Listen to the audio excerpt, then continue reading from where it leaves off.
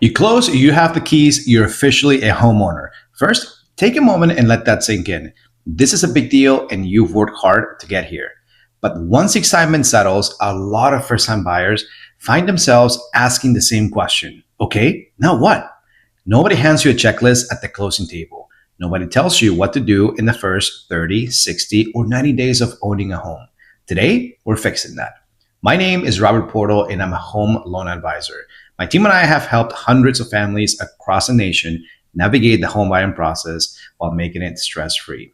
In this video, I'm walking you through everything you should do right after closing, from protecting your investment legally, to setting up your utilities, to understanding your first mortgage payment, to the flood of mail you're absolutely going to receive that you should really know about. By the end of this video, you will have a clear action plan for your first weeks as a homeowner. Let's get into it. Step one, change your locks immediately. The very first thing you should do as a homeowner before you even start moving boxes in is change the locks on every exterior door. You have no way of knowing how many copies of those keys exist. The previous owners may have given the keys to family members, housekeepers, contractors, neighbors, or anyone else over the years. Even if everyone involved was completely trustworthy, you simply don't know if they have access to your home. Rekeying the locks is inexpensive. A locksmith can typically rekey every lock in a house for $100 to $200, and you can also replace the locks yourself if you're handy. Either way, this is one of the most important things you can do on day one. While you're at it, check that all of your windows lock properly and that sliding doors have secondary security measurements in place. A quick security walkthrough on your day one is a great habit to start your homeownership on the right foot. Step two, apply for homestead exemptions. This is a step that saves first-time homeowners real money. And it's the one most people either don't know about or they just forget it. A homestead exemption is a property tax benefit available in most states that reduces the taxable value of your primary residence. In practical terms, it means that you pay less in property taxes every year simply by filling a form with your local county or municipality declaring that this home is your primary residence. The savings vary by state and county, but they can be significant. In some areas, the exemption saves homeowners several hundreds of dollars a year. In other states like Texas or Florida, the savings can be in the thousands annually. Here's a critical detail. Most counties have a deadline for filing. In many areas, you need to apply by January 1st or shortly after of the year following your purchase to receive the exemption for that tax year. If you miss the deadline, you wait another full year. So the moment you close, find out what your county homestead exemption deadline is and get your application submitted. You can typically find the form on your county's assessor's or property appraiser's website. It takes about 10 minutes to complete and the savings compound every single year you own the home. Some states also offer additional exemptions for seniors, veterans, and people with disabilities on top of the standard homestead exemption. So check with your state's full list of available exemptions. You may qualify for more than just the basic one. Step three, understand your first mortgage payment. Here's something that confuses almost every first-time homeowner. Your first mortgage payment is probably not due when you think it is. Unlike rent, which is typically paid in advance for the coming month, mortgage payments are paid in arrears. That means that your payment covers the previous month's interest. So if you close on your home in October, your first full mortgage payment is due until December 1st, covering the month of November. October's interest is handled at closing through what's called prepaid interest, which you already paid as part of your closing costs.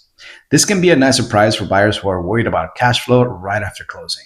You have a little more runway than you might expect before your first payment is due. Make sure you know exactly who to make that first payment to.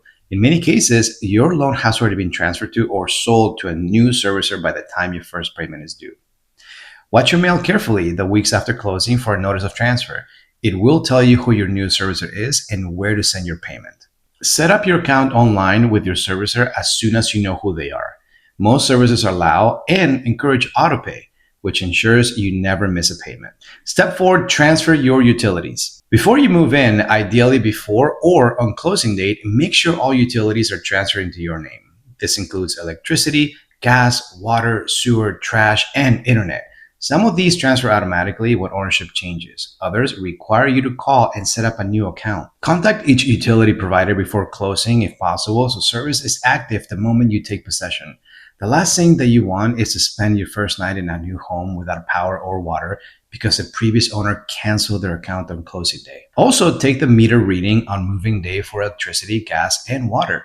This protects you from being billed for any usage that occurred before you took ownership. Step 5, watch out for junk mail solicitations. This one surprises almost every first-time homeowner, and if you're not prepared for it, it can be confusing, stressful, and in some cases costly. When your home sale records with the county, which happens at closing, that information becomes part of the public records. Within days, sometimes hours, your name and new address are available to anyone who wants to look for it. And a lot of businesses are looking for exactly this. In the weeks after closing, you're going to receive a flood of mail. Some of it will look very official, even urgent. Here are the most common ones to watch for. Mortgage protection insurance solicitations. These look like official notices from your lender or the government, but they're not. They're marketing materials from insurance companies trying to sell you life insurance that is tied to your mortgage. You're not required to purchase these, and most financial advisors consider them a poor value compared to a standard term life insurance policy. Deed or title monitoring services. These will warn you about title fraud and offer to monitor your title for a monthly fee. We'll talk about title fraud in a moment, but know that most counties offer free title monitoring through their official website. You do not need to pay a private company for this. Home warranty solicitations. Some are legitimate companies, others not so much. If you're interested in a home warranty, research companies independently rather than responding to unsolicited mailer. If you're interested in a home warranty, research companies independently rather than responding to an unsolicited mailer. Property tax reduction services. These companies offer to appeal your property tax assessment for a fee or a percentage of the savings. Some are legitimate, but you can often appeal your own assessment for free directly with the county. The rule of thumb is simple. If something looks official and urgent, but you didn't ask for it, slow down. Contact your lender, your title company, or even your real estate agent before responding to anything that asks for money or personal information. Quick pause if this is giving you a clearer picture of what homeownership actually looks like beyond the closing table. Hit the subscribe button. We post videos every week to help first-time homebuyers and homeowners navigate this process with confidence. No jargon or fluff. All right, let's keep going. Step 6, protect yourself from title fraud. Title fraud, also called deed fraud or home title theft, is a growing concern for homeowners. It happens when someone fraudulently transfers ownership of your property without your knowledge, often using forged documents and then taking out loans against the equity in your home. It sounds alarming and it's worth taking seriously, but the good news is that protecting yourself is simple and usually free. Most counties now offer free title monitoring services through their official recorder or assessor's website. Sign up to receive alerts anytime a document is filed against your property. If something is filed that you didn't authorize, you'll know immediately and can take action. Your owner's title insurance policy, which you purchase at closing, also provides protection and legal defense if a title claim arises. So make sure you keep that policy in a safe place. Store all closing documents, your deed, your title insurance policy, your closing disclosure somewhere secure. A fireproof sale or safety deposit box at your bank are good options too. Step 7, do a home inventory and review with insurance. Now that you own a home full of your belongings, it's a good time to do a home inventory. A documented record of everything you own and its approximate value. Walk through every room and take video on your phone narrating what you see. Open closets, cabinets, and drawers. Note serial numbers on electronics and appliances. Store this video somewhere off-site, in cloud storage, not just on your home computer, so you can have it if you ever need it. Also, take a close look at your homeowner's insurance policy now that you're actually living in the home. Make sure your personal property coverage reflects the actual value of what you own. And consider adding flood insurance if your area has any flood risk, since standard homeowners policies do not cover flooding. Reviewing your insurance annually and updating it as you make improvements or additions to your home is one of the most responsible things you can do as a homeowner. Step 8, set up a home maintenance fund and schedule. One of the most common mistakes new homeowners make is treating their home like a rental, waiting for something to break before doing anything about it. Proactive maintenance is always cheaper than emergency repairs. Start a dedicated home maintenance fund. The general rule of thumb here is to set aside 1% of your home's value per year for maintenance and repairs. On a $400,000 home, that's $4,000 a year or about $333 per month. If you can automate this into a separate savings account, even better. Here's a basic seasonal maintenance checklist to put on your calendar. In the spring, service your HVAC system, check your roof for winter damage, clean your gutters, and inspect your sprinkler system. In the summer, check your exterior caulking and paint, inspect your deck or patio, and check your windows and door seals.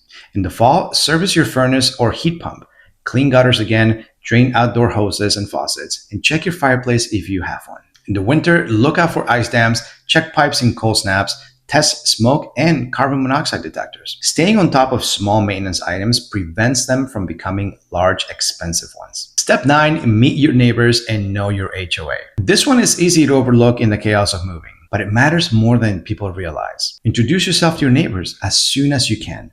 Good neighbor relationships are generally valuable. They look out for your home when you're away, they know your neighborhood's history, and they make living there much more enjoyable.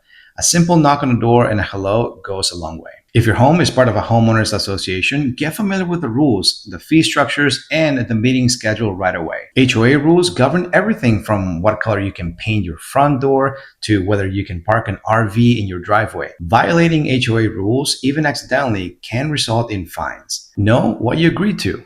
Request a copy of the HOA's financial statement and meeting minutes. This gives you a sense of how well the association is managed and whether there are any special assessments or major projects on the horizon that could affect your costs. Recap and next steps. Let's bring it all together. Here's your new homeowner checklist for the first 30, 60, and 90 days. 1. Change your locks on day 1, every exterior door. 2. Apply for a homestead exemption immediately. Know your county's deadline and don't miss it. 3. Understand when your first mortgage payment is due and who to pay. Set up auto pay as soon as possible. 4. Transfer all utility bills into your name before closing day. 5. Prepare for the flood of junk mail. Most of it is solicitation, not official notices. Slow down before responding to anything that looks urgent. 6. Sign up for free title review through your county and store your closing documents somewhere secure. 7. Do a home video inventory and review your homeowner's insurance to make sure your coverage is adequate. 8. Start a home maintenance fund and put a seasonal maintenance schedule on your calendar. 9. Meet your neighbors and get familiar with your HOA rules if you have one. Owning a home is one of the most rewarding things you'll ever do, and it's a real responsibility. The homeowners who take care of their investment from day one are the ones who build real wealth over time. Drop a comment below. What's the first thing you did after closing on your home, or what are you excited about? I read every comment and I love to hear from you. And if you haven't subscribed yet, we post new videos every week to help first-time buyers and new homeowners navigate the journey with confidence. See you in the next one.